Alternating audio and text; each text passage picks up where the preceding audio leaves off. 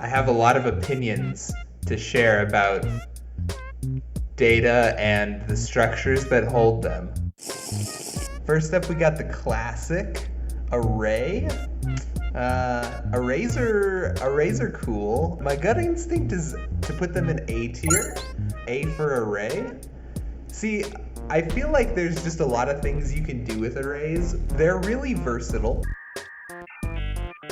They're also very easy to understand. They're good for beginners to start to understand what data structures are. I think it's not S tier because arrays are a little limited in what they're good at.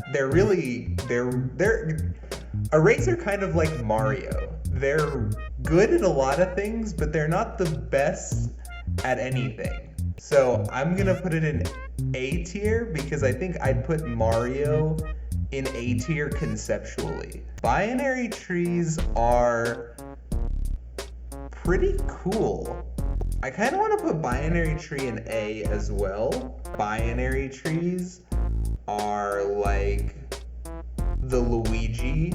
Now hear me out. That's like really cliche, but think about it, right? Luigi is objectively more useful than Mario by like small incremental counts. He's a little bit taller, he's a little bit floatier, he jumps a little bit higher. He's just all around like a little bit better than Mario, but he's a little less in your face, right? Mario's pretty conceited, and Luigi's pretty humble, even though he's a little bit better. And I think binary trees are like the Luigi of data structures. They're a little bit better at things than arrays, but I still don't think binary trees have like the wow factor that you need to be in like the S tier of data structures. Next up, we have bitmaps. I hesitate to even call them a data structure. I think it's important to have some amount of bit representation on this list. As far as utility goes, bitmaps are pretty useful, honestly. Something that I really like about bitmaps is that they can store a lot of information in a very small amount of space, but I think bitmaps are really, really specific in their use cases. You can have multi-dimensional bitmaps, so I guess they're good at representing 2D and 3D space when you're tiling something and you only have two states that those tiles can exist in. There's LeetCode questions about like islands, like detecting how many islands there are on a grid where a tile can only be water or island. Bitmaps can also be used in cryptography for certain things. I'd probably put bitmaps in B tier. Next up, we have the blockchain. I'm just gonna put blockchain in F tier. Cactuses, or cacti. I'm gonna be honest, I didn't even know cacti were a thing. I think I came across cacti in some super obscure LeetCode question once, and I thought that they looked cool, so B tier. Directed graph.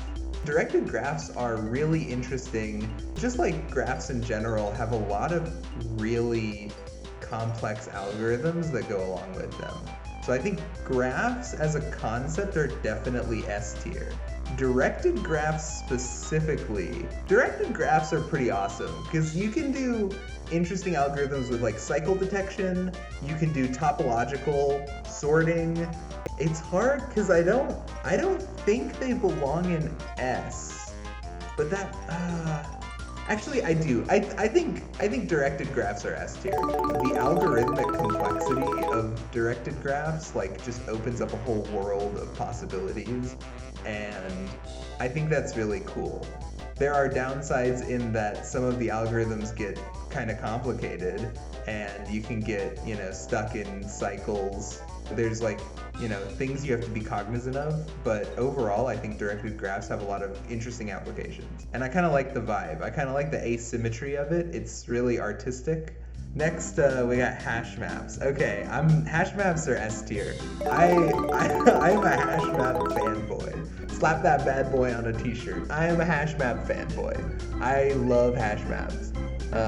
I think they're just so useful in literally like all situations. These are like my go-to data structure for storing things if I'm gonna need to access them later over and over again. They're kind of like magic, honestly.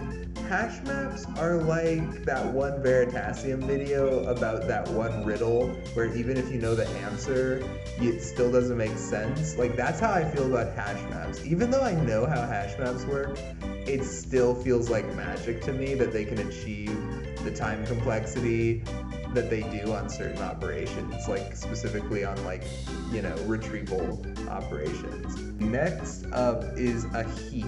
All right, I am gonna be honest, I think heaps are incredibly overrated, and I'm putting it in D tier. I don't know, I think heaps are stupid.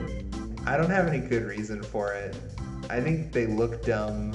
I think they don't achieve very much, and the redeeming qualities are like, they're sorted. I don't know what to say here. Heaps are just disappointing. Next up are linked lists. Linked lists are truly C tier. Linked lists have no bad qualities, but they also have no good qualities. Linked lists are the backing data structure for some of the more complex data structures, so it's important to acknowledge the foundations that we're building on, but linked lists on their own are boring. There's like these like really niche use cases for linked lists, like, you know, when you have those, you know, tricky data structure problems on LeetCode where you have to have like one pointer running through the linked list and then a second pointer running through the linked list behind it, and then you like detect where the linked list splits or whatever. But like on the whole, they're not super useful. They're important, but they're kind of like the old people of data structures. We have to acknowledge the foundations we're building on, but like catch up with the times, boomer. A matrix. Okay, I'm putting matrix in F tier. I don't think a matrix is a data structure. Matrices are just 2-dimensional or 3-dimensional arrays. I don't need to put a tensor on here because it's just a 4-dimensional array. For some reason, Geeks for Geeks had matrix as one of the data structures on their list of data structures, and I think that's stupid, so I put it in this list just to bag on them. It's stupid, you have to say matrices, but the singular form is matrix. Like, that's stupid. Anyways, I just wanted to hate on I just wanted to hate on matrices. Multi-maps. Multi-maps are...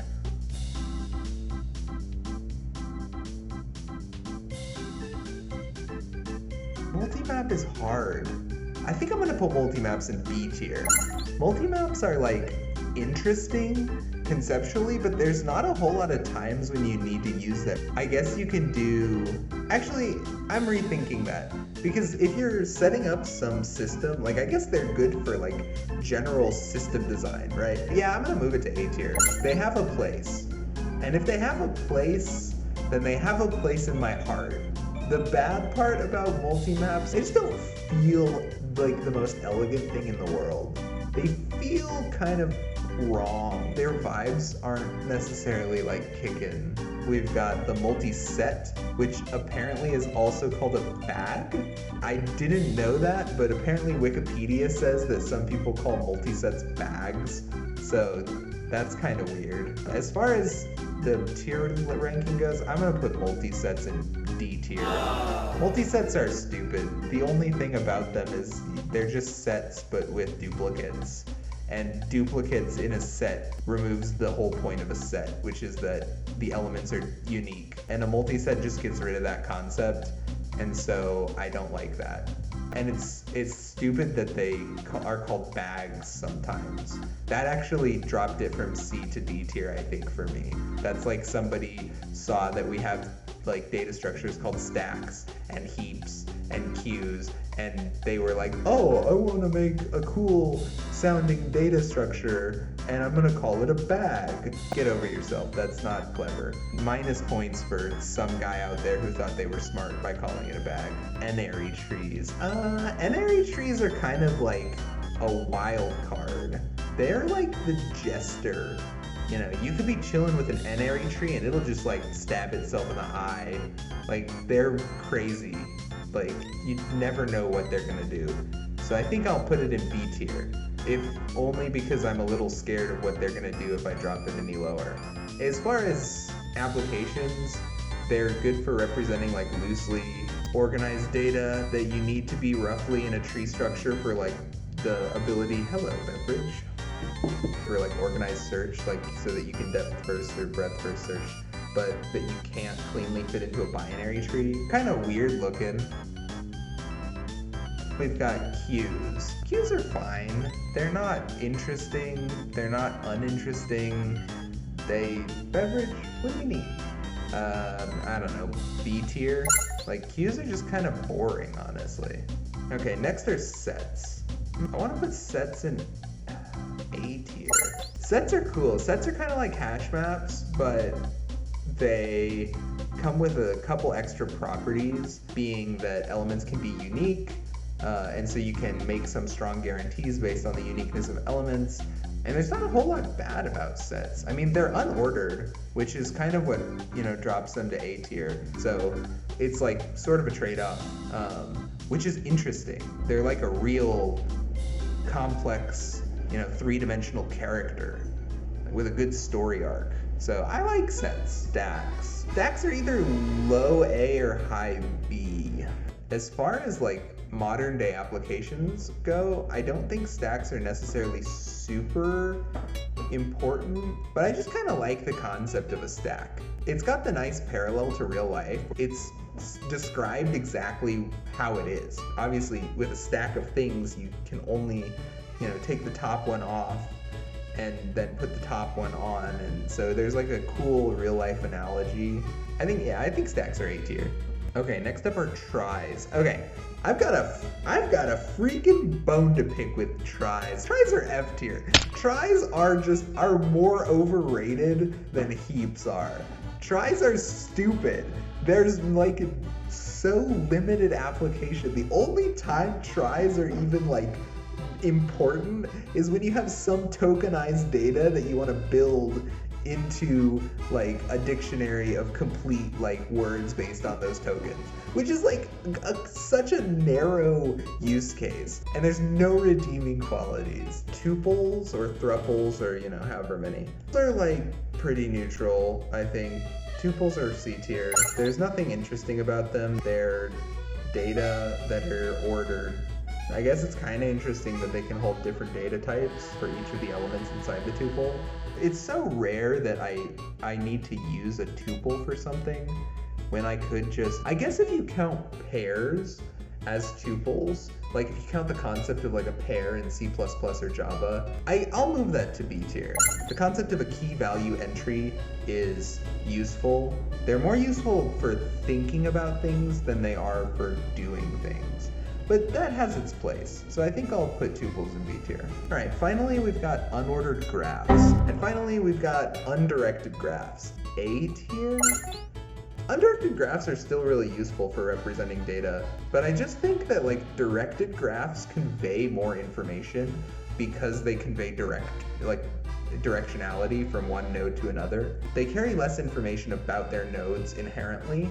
They are useful less of the time than directed graphs are, but they still have a lot of like really interesting and important use cases, so I think I still want them to be in A tier. There's not a whole lot wrong with undirected graphs other than they just look kind of boring. They look kind of naked. All right, that's my tier list. That is all of the data structures that I bothered to put on this list. I think you could probably make a list of like 100 different data structures if you wanted to get really, really specific. Oh, there's a freaking hair on my face. Feel free to argue with me in the comments. I will not be changing my mind on any of these. If I left out your favorite data structure, then I don't really care.